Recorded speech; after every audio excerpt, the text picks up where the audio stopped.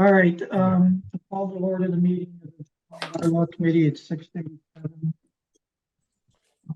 March 18, 2024, alphabetical roll call, please. Tom, just so you know, when you move your mouth away from your mic, you break up. All right, try to do, Clark Brewer here. I'll leave it right alone. well, I'm criticized for how I take minutes. I can't do both at the same time. No, it's okay? not a criticism. I'm just helping Maybe I'll out. start chewing gum too, and that'll be real There's difficult. constructive criticism, and then there's the other kind. Clark Brewer is here, Tom Callahan's here. Jack Creighton here. David Farag here. All right. All right, number of things more to talk to about tonight than originally anticipated. Anyway, tomorrow, on the agenda with the select board at supposedly 7:55. I'll be up there live. So let me start with sharing the screen. Oh boy, where did everything go?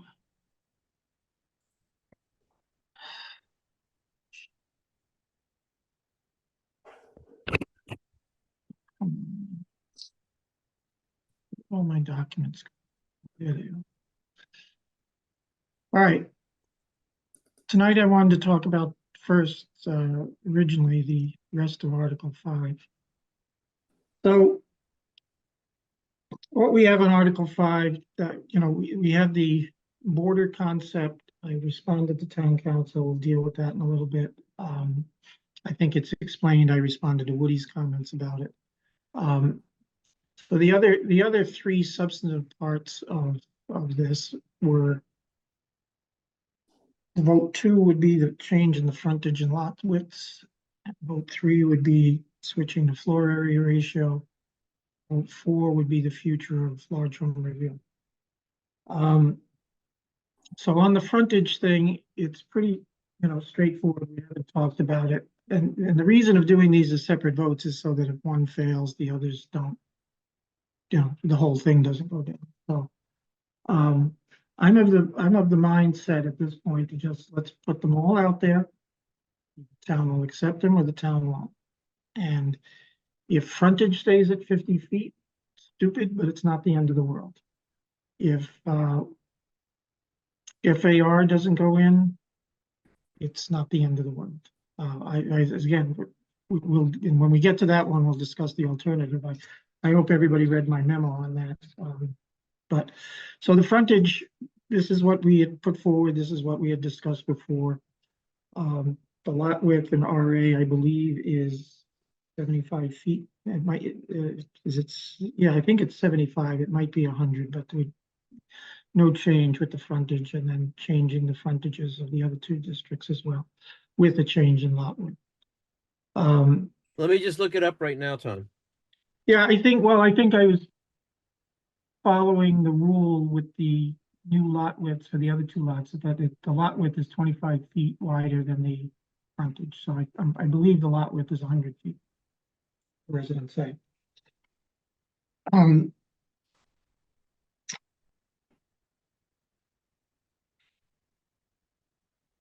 Yes, lot width in Residence A is 100 feet. Yeah, so I think that the principle of these changes is that the lot In width B, the width is 125, so you're increasing the lot width. Yeah, but I'm and increasing. lot frontage for Correct.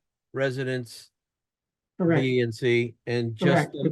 just the frontage for residence A. Right. And Right. Because the residents, based on analysis of any or No, it's just what you want to do. it's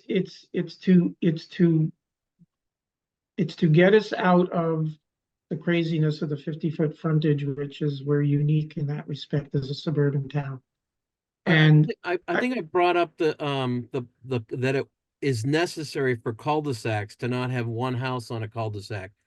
Have you thought about a provision for a device like cul-de-sacs that would make sense? why would a cul-de-sac have less frontage? They always have frontage, the same amount of frontage. The reason we have 50 foot of frontage and then we increase the lot width is for normal subdivision geometry. which often involves a cul-de-sac. And if we have 175 feet of frontage required in residence C, that would be one house on a cul-de-sac. Maybe, So, depends how big the lot. it's all geometry. The It's- reason we have, It's the about reason, geometry, not, yeah, the reason we switched in 1969, as far as I can tell, the only logic for it. Because when we brought in zoning, we had RA and RB in 55, and they were, I believe, 100 and 125. And then RC got added on sometime point in the 60s, and that was like 150. And I have to believe that the reason for the switch was that the larger frontages require subdivisions and thus opening up more land to being touched by machinery and re-engineered. My Street, Riverview, Fair Oaks came, I think, after 1969, but maybe it was first thought of back then. But you know, in the late 60s, they saw subdivisions on land that had been like my street was a single farm. I think it was a pig farm.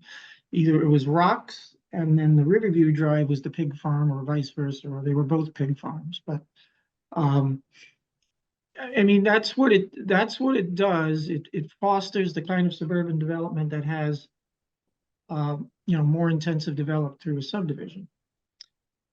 And next fall, if we revisit Article 10, the residential cluster one, and maybe bring on principles of low impact development that are out there, there's a model bylaw on that. Maybe we soften that, but you know, the trade-off has been that we allowed for 50 feet, which is city zoning, and we've allowed for, well, it's for cul-de-sacs, Tom. no, I it's not, but it's Yeah, not, it's the geometry of the lot for well, a that's not what's regular happened. No, subdivision, which is we've had, all trapezoids. we've had the switch. It didn't eliminate subdivisions. We've had subdivisions, but it didn't make subdivisions prevalent. What it's done is allowed for backland to be developed via a pork chop lot and a common driveway. And the common driveway, as Well- we remember, was generous beyond anything around us. And But that Tom, allowed, this is a significant change. So unless I there's know, I some know that, and I think, analysis, if there's and I, some analysis, it seems like it's just more restrictive and gonna put undue pressure on every lot to build a mega house. And I think that's what the end result of this change is. no, that's not what the end result of the change. The change is, Well, I guess we disagree then. well, you know, in the last two meetings, you've expressed what I would consider a pro-development No, I just saying that position, there and needs I to be a don't think, reason to do this that's based on analysis, not just what Tom really bugs him. no, well, it's not what bugs me, it's what every suburban town in the Commonwealth follows, is something closer to this and closer to what we Well, once had. can you bring some examples of towns similar to ours, not Dover, but similar to ours, where frontage and lot width are similar to what you're proposing? I'm sure I can, and I'll prepare the argument for town meeting. I'm I just think that saying, makes sense. I mean, you don't I'm have to, just, you don't have to just convince me. You do have to convince the town meeting and select yeah, board and advisory yeah. and And so forth. what we're seeing now So having is, the ammunition makes sense, Tom.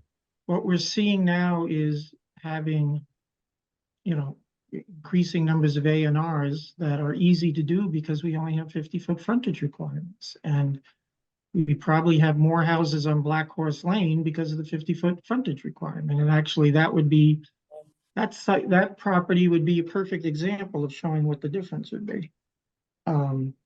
If we had, I believe that's residence B. So if it had 125 feet instead of 50 feet, we might not have as many houses as we're potentially facing up there.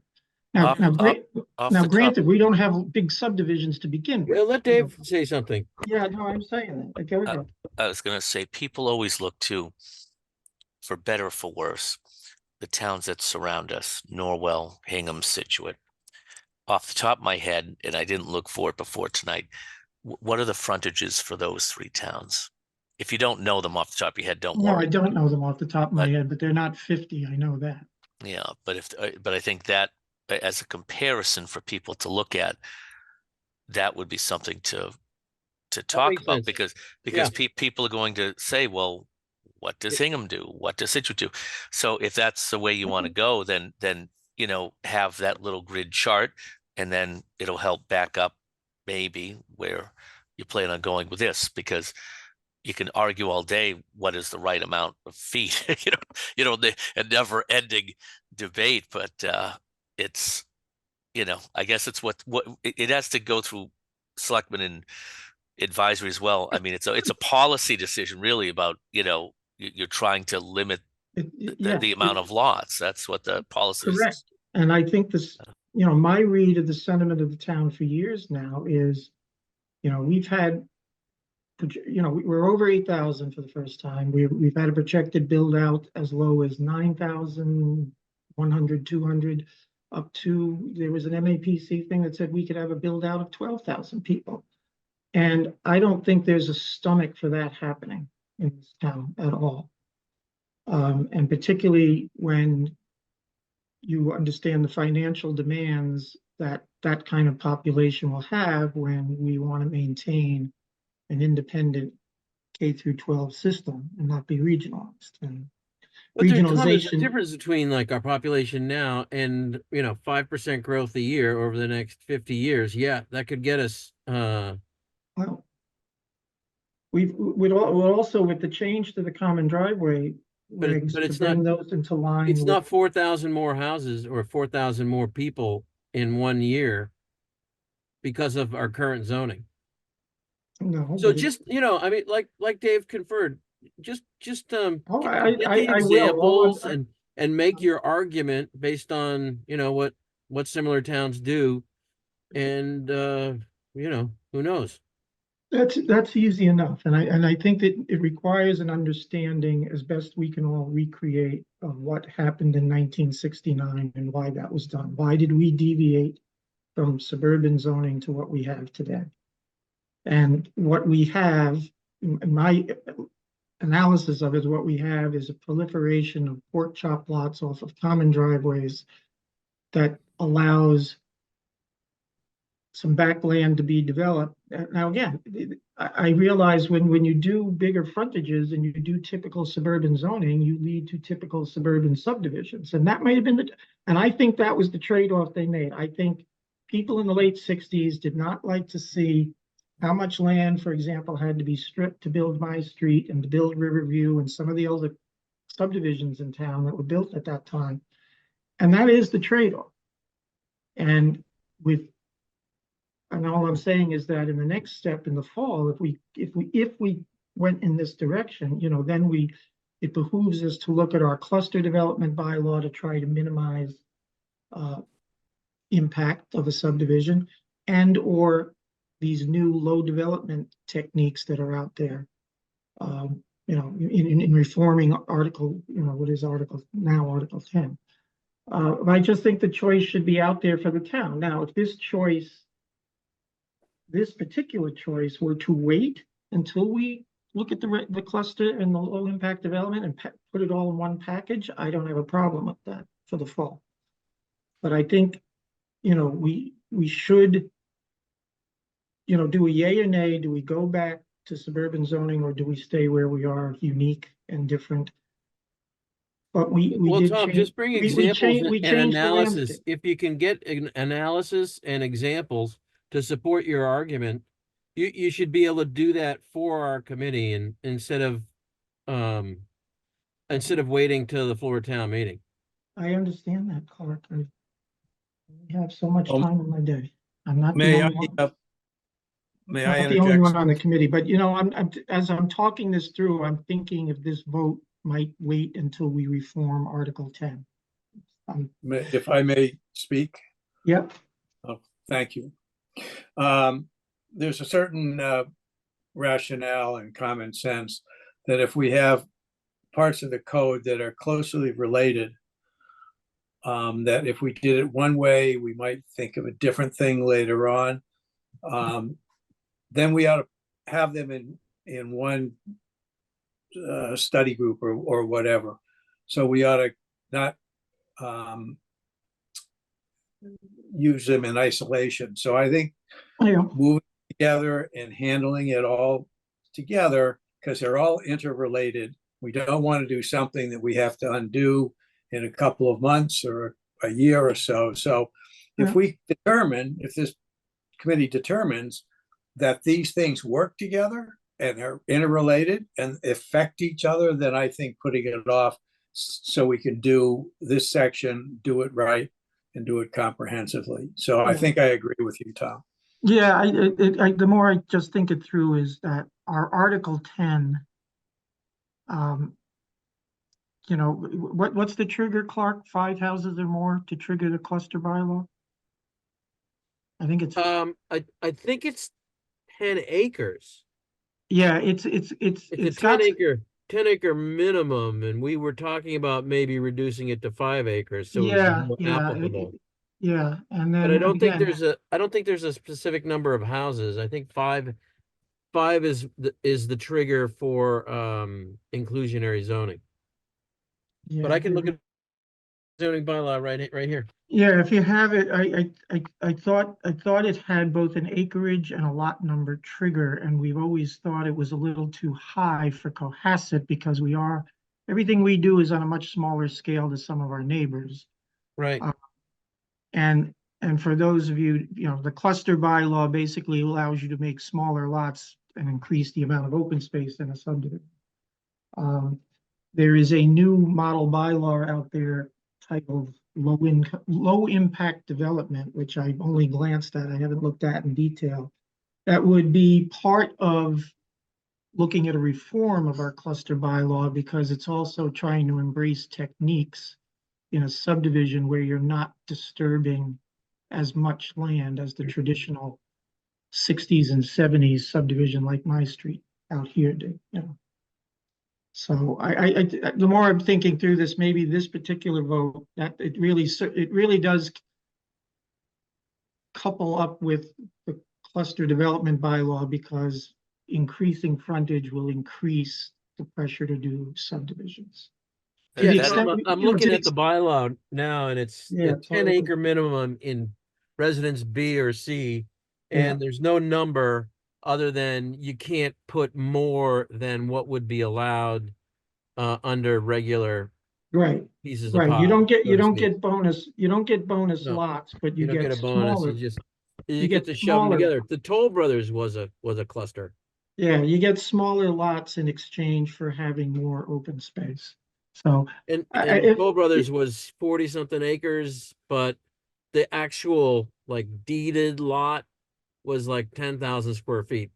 well, why don't we just take a vote on this right now? Do you want to put off the consideration of frontage and lot width changes until the fall to put it in conjunction with a review of cluster development?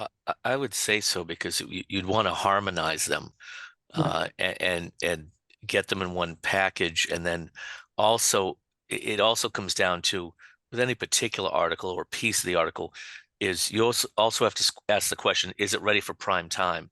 And if it's they're all like dominoes because one piece of it affects another part of the bylaw. So if you bring both of those together so that they're both together and then they're harmonized and then they both affect each other and there you go.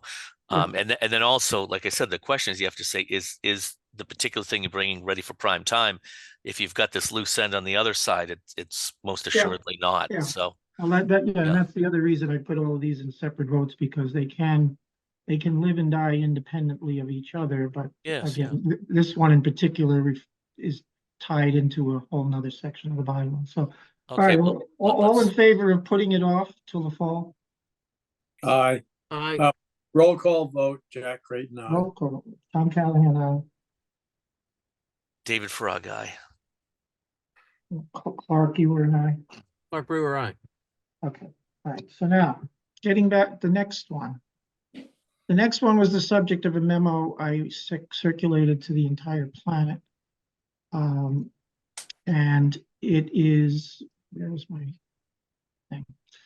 So going to the floor area ratio, I took the time, since we don't have the money for expert help, I picked the brains of the people from Merrill Engineering who are in my building, and I sat down with one of their guys who was not one of the guys who regularly appears in Cohasset, so that was good. And so floor area ratio very simply is the total area inside the building, including the basement, with over the lot size, the lot area. And so it gives you a proportionality, and you're looking at the total house, total house's volume of all of its 2.5 or 3 floors, not just the footprint. I mean, Floor area ratio, our area might include basement or part of basement and might include attic or part of attic. it would be part of attic and part of the basement, a full basement like mine that goes out to grade in the back would certainly count.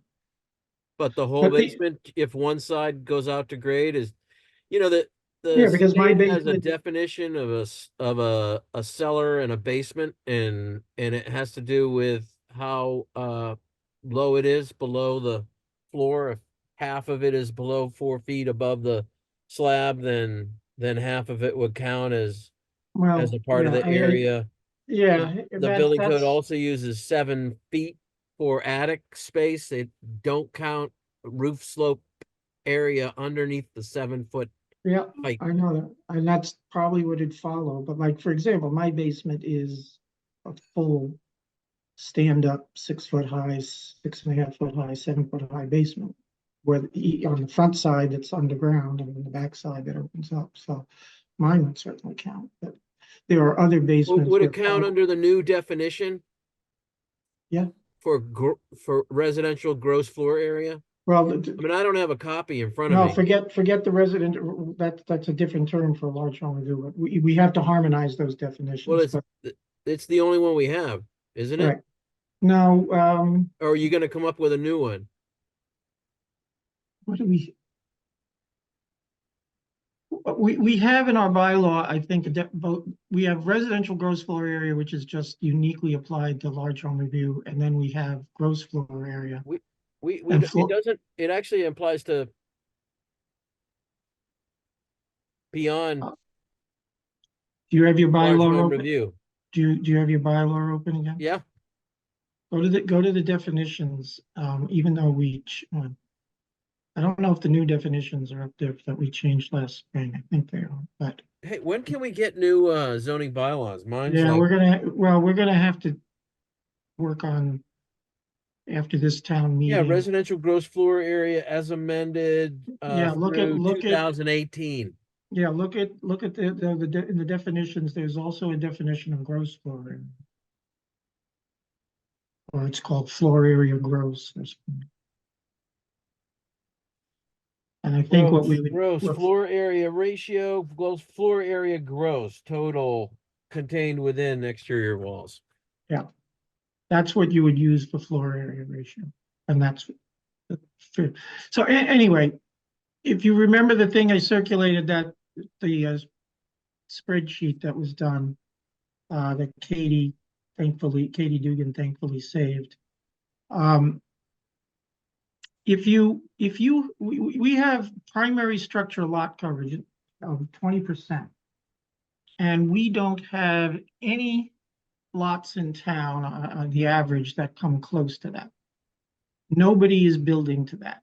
But theoretically, if they did, and I think as we see larger homes, it's getting closer to that, might start skewing the average. Except on the Some of older very, neighborhoods like yeah, the Elm very, Street yeah, and around the village that are on small lots like correct. That's what the the data showed us. hillside have I should pull up that memo so we have it. Hold on. issues with their lot coverage. Yeah, let me just. Hey let me Jack, pull- what is your lot coverage ratio? Probably about as small. I don't really have that. Shall I go out with a tape measure now? No. Stay on the But meeting. I'm We glad need you for no, our seriously, quorum. We need you I'm for our glad to quorum. do, that's my point. I'm glad to do it because then I can have dinner because we won't have a quorum. So, excuse me, I'm on my You can, way. you can eat during the meeting. I don't Yeah, have a problem what, with you that. didn't have dinner before the meeting? What? No, because No, just like, for example, Jack, everybody's familiar with Jack's place. I don't know what the lot coverage is, but as an example, some houses, they th- they're not new houses, but are existing house infrastructure. It seems like some flexibility for those existing houses regarding this would be warranted compared with new Well, they houses. would, what you'll find is that most of the lots are rectangular because Yeah. I happen to be on the corner. Yep. The lots on either side of me were laid out as rectangular, and at the expense of that extra space comes at the expense of my lot. That's why my lot is so small. Most of them will have frontage equivalent to my frontage, but you will have, um, but you won't have the wing on either side. But the vast majority of the lots, in fact, are larger than you would think.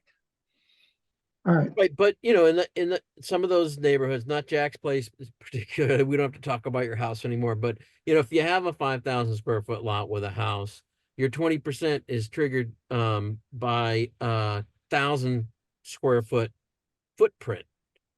Right, And right, which, not regarding any setback conformity or not. So if you're at 21% of lot coverage, well, now you're existing non-conforming, and you could ask for a special permit to increase your all right. coverage to 30%. But Let me just, here's the memo that I sent out. So what our data shows us that if you have 20% coverage and you're just measuring a footprint, you then multiply that footprint by 2.5 or 3 floors. So you get a very, very large bulky house. What floor area ratio is doing is measuring that whole house rather than just measuring a footprint multiplied by 2.5 or 3. And again, the data is showing that, our average lot coverage, you can see, is nowhere close to 20%. Where it does get close to 20% or exceeds it, it's on the tiniest of the lots in each of the 3 districts. That's where that happens. So the average and the medians of what our lot coverages actually are in reality up through the data was gathered in 2021 is this. So if we want to keep house size, and then that translates into these are the average house sizes we have, average and medians. So if we want to keep house size within what we have developed to date up through 2021, we either take the floor area ratio approach to get these numbers, something close to these numbers, or we keep what we have and we just greatly reduce our maximum coverage for the primary structure. Because the 20%,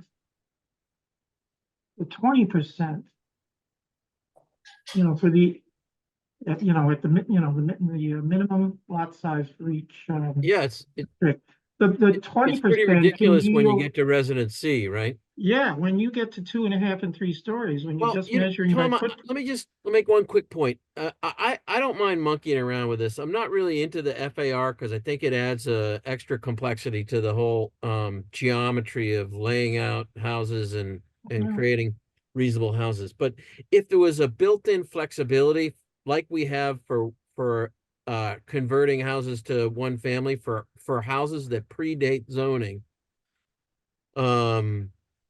that's 1955 or earlier. If there's an exemption for those, for some percentage, I'm okay with increasing Well, or we- decreasing the lot coverage amount. I don't think the FAR buys us anything though. well, the Well, FAR, And I would like to know what other towns are using it and to what effect. all right, so in that discussion with Merrill, this is residential FAR is being adopted in bigger towns.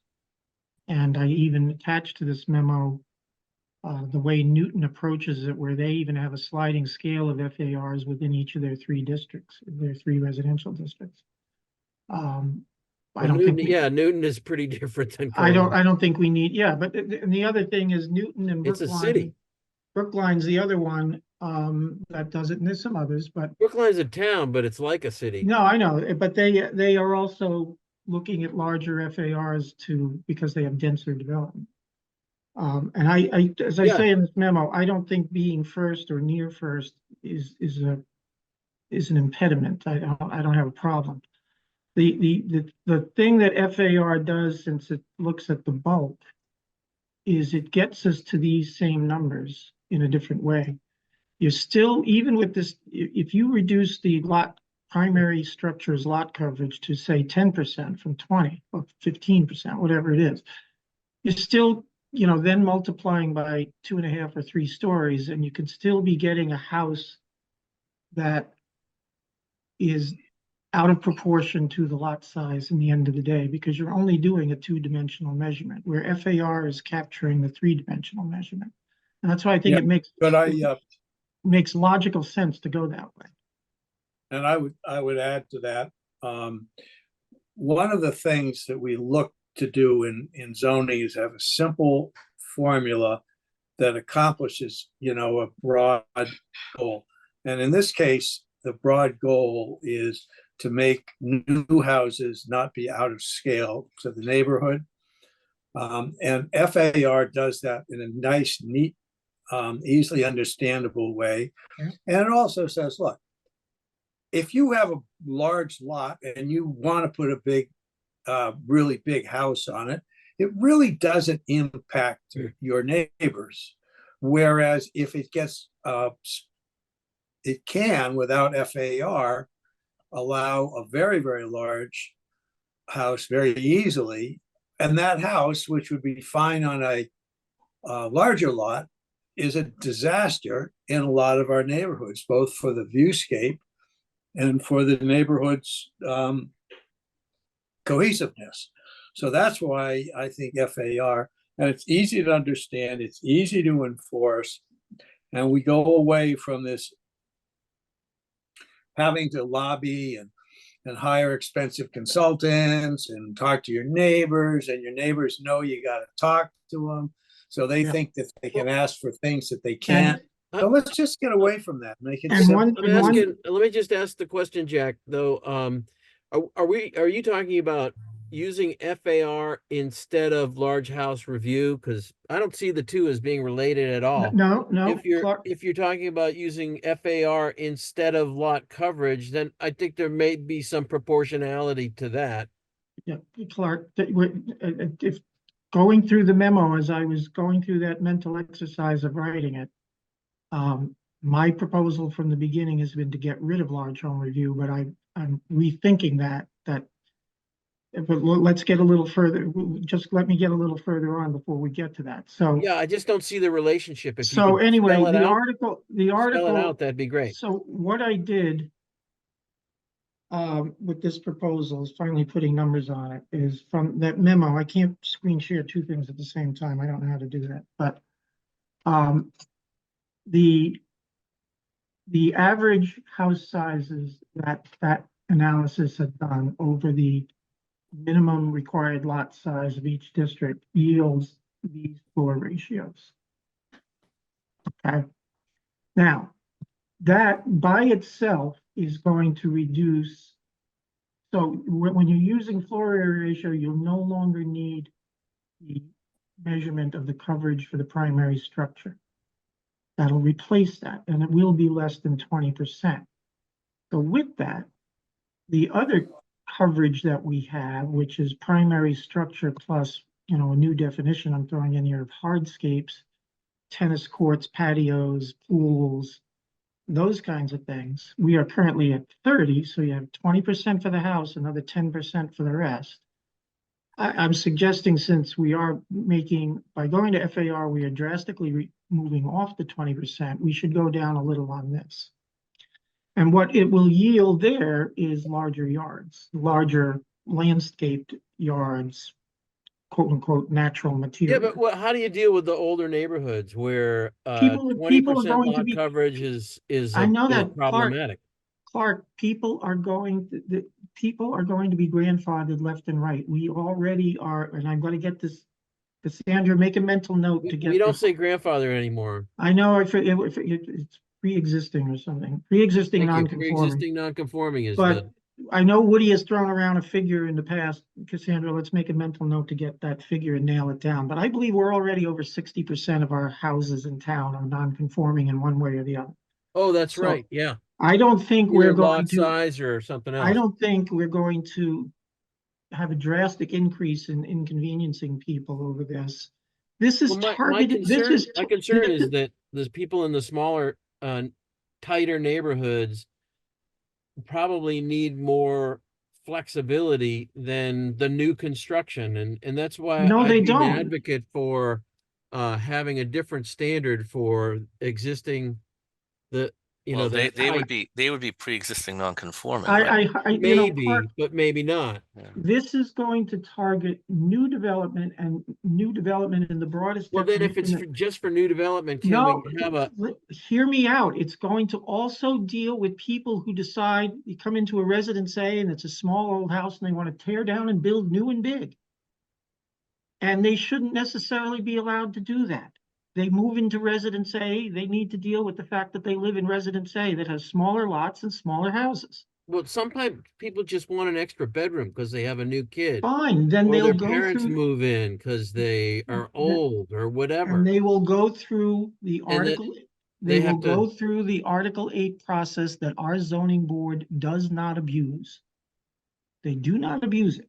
And that means if you increase a nonconformity, and we already have well over 60% of our lots who have to deal with that article if they want to expand, they will have to deal with it. And our zoning okay, board well, is you more than understand my flexible. point, Hold though. on. Yeah, You understand my point. most oftentimes, if you have a redo of an older house that's pre-existing non-conforming, and they want to get more space out of it, if they drop the house for some reason, they end up moving it to make it less non-conforming in some way. So they end up sort of recentering it where maybe it should go, and then they can go from there. But part of the issue has been is that the neighbor wars that have gone on in town, and the useless litigation, things like that have happened, is because when someone gets usually it's new construction, but you get somebody comes in, and the first question that they ask when they go to their engineer or their architect is, what is the biggest house I can fit on this lot?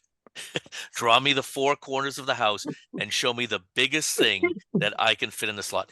That's the conversation that people have when they go to design the house, is how much can I fit on this lot? And so this helps to address it, at least in some ways. And the largest of the floor area ratios is in Residence A. So Residence A, even though it's the smaller lots, is going to have the greater flexibility of expansion relative to their lot size than the other two are. And I think that accommodates that. And then I want to just point out this thing here. Let me just try to highlight it.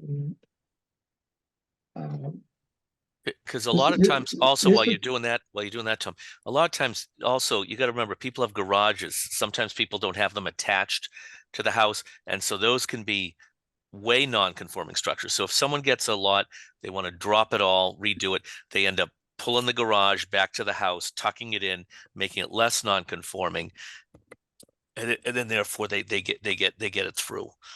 Because the garage, sometime when old garages were built, sometimes they were built 2 feet off the lot line in some places, especially if they're not attached to the house. So that's part of some of the things that go on when you have a drop of an older home with with a garage or other structures on the property. They'll pull them all together. Yeah. Right, so this was the second part of my proposal to build in a little more flexibility. And this thing that's highlighted in yellow, I originally thought is replacing large home review, but it doesn't necessarily have to. So, it's, if you exceed any limit in the dimensional table, it requires a variance. And we all know that variances would be almost impossible to get. So proposing that a proposal to exceed maximum floor area ratio up to 100% of the maximum may be entertained by a special permit to the planning board, and then everything over that is certainly a variance. So there would be a small amount of wiggle room for people to proceed over the limit under a special permit standard of review. Now, whether that number should be 110% of FAR or 115%, I certainly wouldn't go over 120. But that builds in some flexibility to the, that would build in some flexibility, certainly for new construction. Remodeling and expanding still is going to have to also go through the Article 8 process, but again, it's just giving some flexibility to exceed it. And Who determines flexibility? well, again, the FAR is going to be a calculation. So somebody walks into John Hallen's office with his permit application and says, the FAR here is 0.15 and we want to go 0.159 or 156 or something. Okay, then you're going to fall into this part of the bylaw that's going to say, fine, you can propose to exceed the 0.15 by this small amount, but you're going to have to go through a special permit. There's going to have to be some justification for you to do it, as opposed to a variance that you wouldn't get. Yeah, Clark, would the special permit process help for relief in your mind, or is it I mean, it's better than a variance, obviously, but Yeah. it's Well, I was actually thinking of relief relative to lot coverage. The FAR, I still don't understand what the relationship is between that and large home review, but frankly, if you're going to go for a special permit, then you're going to advertise to your neighbors. It's just like a large home review, right? Yeah, Your well, neighbors all no, get to yeah, take a but whack it, at the pinata. well, Yeah, so- no, but I mean, a special permit has teeth to it, unlike the large home review. That's Yeah. the difference. well, let me just quickly jump here. The large So home my review does have the ability to make conditions. That's like a site plan review. yeah, Yeah, so we don't have the ability to deny as you do is in a special permit, but All right. you let can me condition the thing to death. so large home review, my original thought was to get rid of it in place of this special permit process. However, as I was writing that memo and thinking it through, So we it's would- just the we sweet would- thing, it goes have to the we would have ZBA to- instead of the planning board, right? we would have to do some tweaking to the language, but you could, so here's how it works. You'd have let's say we'll pick residence B. You have an FAR of 0.15. You want to go a little bit over that special permit. You want to go way over at variance. You're not going to get it. But within that 1.5, still, if you have a house that yields a certain amount of square footage, let's say you design a house in residence B to a 0.13 FAR, but yet that calculation is still going to lead to a house that's over 4,000 square feet, which is our new trigger for large home review. We could still have a large home review. And as a site plan review, which as Clark has just pointed out, isn't a yes or no proposition. So it's still an as of right development, but because of its size, we're going to want to see certain conditions, site plan conditions added to it. The two can coexist, in other words. So we could have large home review triggered when the FAR yields a certain square footage. We can then have the FAR limit. We can go a little over that limit and have a special permit process. You go way beyond it, you're into variance land and you're not gonna get it. Well, The special but it's permit, still a the special process like a permit is large the, home review. What yes, about adding lot coverage to the same special permit status? lot coverage of the primary structure does not exist with FAR. Because you're no longer. I know, you're but no what longer about doing what about fir- allowing the same kind of flexibility if you exceed the lot coverage of 20% or whatever you propose? Oh, you then- mean the total coverage? Then it would be a special permit with the ZBA. This I mean, I'm just measurement, trying to think of like flexibility for tight I know lots, you, but that's all. you, Flexibility, flexibility leads to other way. overdevelopment. flexibility, another way of just gutting you or relaxing the regulations. So if you're gonna have flexibility, why don't you say, we're gonna change the FAR? I think, and I know a lot of architects, and no offense, and a lot of attorneys, no offense, and because I worked with all of them, the more you start making this flexible, the more loosey-goosey, the more you're gonna have everybody who's very smart, who's gonna be gaming the system. Regulations work well. Well, the special permit There- process Hey, doesn't hey, mean may I gaming. finish? Thank Yeah, you. let him finish, Clark. Yeah. Regulations work when they're simple, enforced, and easily enforceable because they're rational. The minute you put with an exception in there, you're gutting the regulations, and Right, Jack, people but instead. Tom is spending- suggesting Hey, being able to exceed Hey, I don't, 1.5 hey, FAR. Clark, I don't interrupt you, do I? No, we're having a discussion, aren't we? Jack, No, all right, come on, no, you guys, interrupt me. You're jump. jumping on me for making flexibility built into the system when that's actually what No. Tom was talking about. I'm trying to finish a little understanding of how effective regulations work and what makes them not work. That's all I'm trying to, interject into the overall conversation. Right.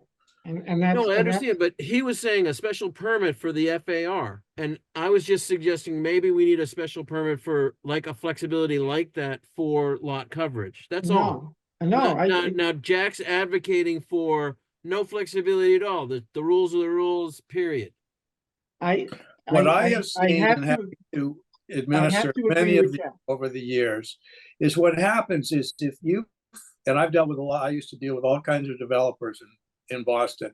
If the rules were reasonable, understandable, and fair, and they knew what they had to do, they could do remarkable things. It's when they say, well, I can do this little thing, move this way and move that way, it gets complicated, and they spend their creative energies looking for exceptions rather than saying, this is what the community wants, let me put my expertise to work to make it happen. And that's what we want to encourage.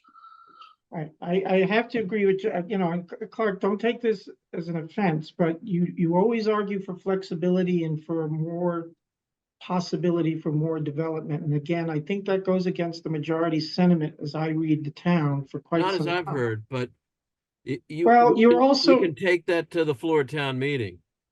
All I mean, right, I well, still think that there needs to be a balance between what property owners' rights are and what the community in general wants. There's a balance there that's Well, not being articulated on this committee. it is being our whole bylaw is a balance of it, and people do not have an absolute right to do whatever the hell they want on their property. That's why zoning exists. That's why zoning's been upheld as constitutional for decades. It exists because a community as a whole comes together and says, these are the development patterns we would like to see in the place that we're going to live and work. And they But have the Tom, right to do that. the patterns that we're discussing are ones that are in your head. They're your ideas. No, this is This coming. isn't community stuff. This didn't come out of the master plan. It didn't come out of analysis by MAPC. It's just more restrictive stuff. It's not restrictive, all. Clark. These numbers are reflecting the average house sizes we have today. We have a Right, but what bylaw. you're proposing had is a more bylaw. restrictive than what we have today. We know because what we have in our bylaw could be a horror show. If we started having everybody build to 20% primary structure coverage, we would have gargantuan mansions everywhere in town. Everywhere, residence A, B, and C. And you know as well as I do, in the last year, we've permitted a 10,000 square foot house. Yes, it's on a very big lot. We had a proposal for a 9,900 square foot lot. Yes, on a big lot. And those theoretically could still happen on the right size lot. But that is not the direction that people in this town want to go to. Well, the other issue that you're missing with it is that by keeping the house sizes with some semblance of scale, is you're also keeping, at least at a minimum, some modicum of affordability.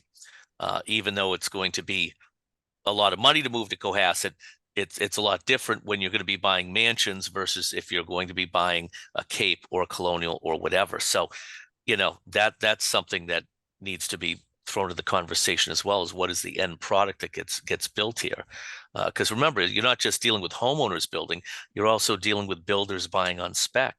And they want to build the biggest thing that they can build to get the biggest profit. They're not no builder is buying capes unless or building capes unless the person specifically wants that.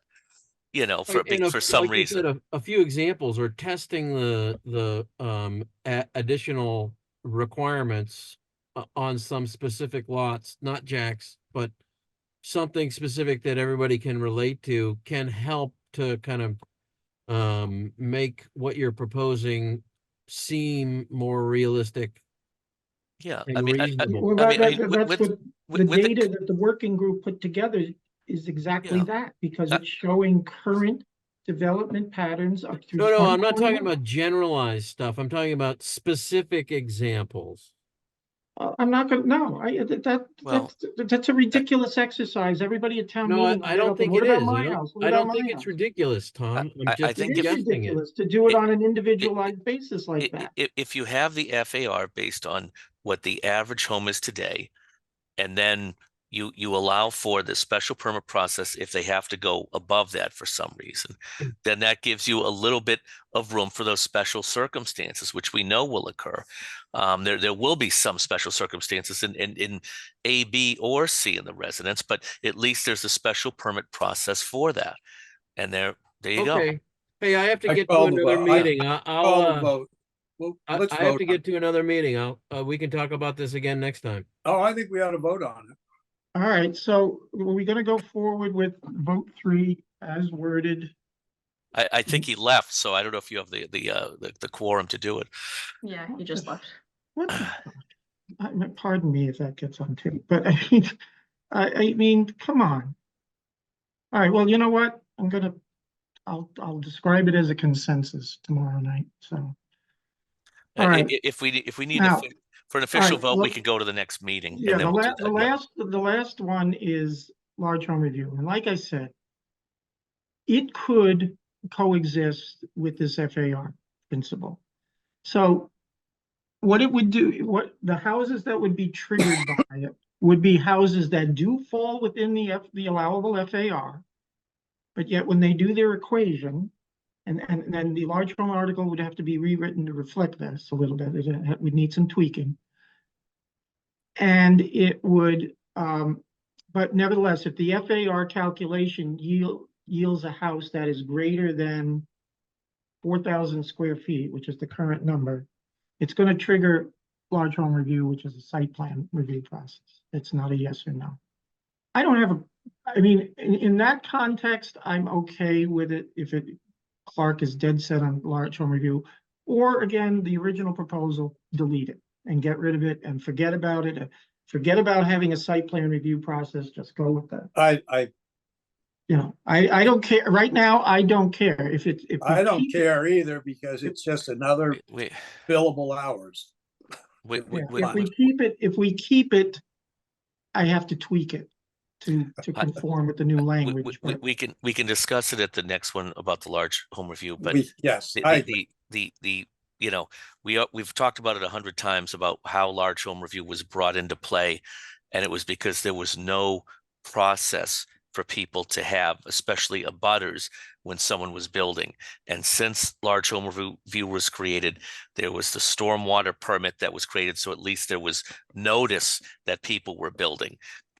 So I think it's still a question of whether we're going to need it if we've got FAR and everything else, which is, keeping the size within a certain box. Yeah, but It's another try, just another try. There will be houses that will exceed 4,000 square feet in air, in size. That will be allowed as of right under the FAR, Yes. the right size lot, and they will not have the large home review process. And Good. that's fine too. Yeah. So, all right, well, we'll defer that Yeah. next All thing. right. And I'm gonna bring it up tomorrow and again, get some guidance from the select board about their thoughts. Well, be very careful about how you should, I know, Jack, I know how to be very diplomatic. neutral. I and know just how to say- be diplomatic, and I do that in court every day. All right, so that's takes care of the moment Great. for. All right, We shall. I've got to go. All to right, dinner. now, we all saw the judge's letter and my comments, so, and the judge's review did not include the parking thing that was given to them last week, so we'll discuss that too tomorrow night, but of the judge's Well- concerns, I mean, what I want to do, and again, guidance from the select board is, I because of the time constraint of the meeting being tonight, it was a gut reaction comments that I did. I should never do that.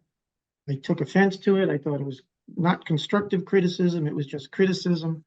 But be that as it may, What, I didn't hear you. Who took offense, the judge? I did. I don't know if the judge took offense to my comments. Oh, I don't know. I thought that's what you said. But no, I took offense. But so here's the thing, is that I want to work with them on the reorganization articles because I really think they're no-brainers. And I really think there's a great argument to be made that it should happen sooner rather than later. It should have started at the soon. We should have had the framework done at the beginning of the process, not at the end of the process, because leaving it to the end, we're going to have to do so many amendments of all the other things we've done. Anyway, the one thing she really. Tom, Tom, this is not a properly constituted meeting. We don't have a quorum. I understand that we're Now not you're voting, having us. we're not going to vote on anything, but I just wanted to We point can't out be talking, the three of us here, we can't be talking in this. I'm, all right, well then I gotta tell All you, right, tomorrow night. well, I'm not here and you're not talking as you're just Tom's opinion. So nice to see everybody.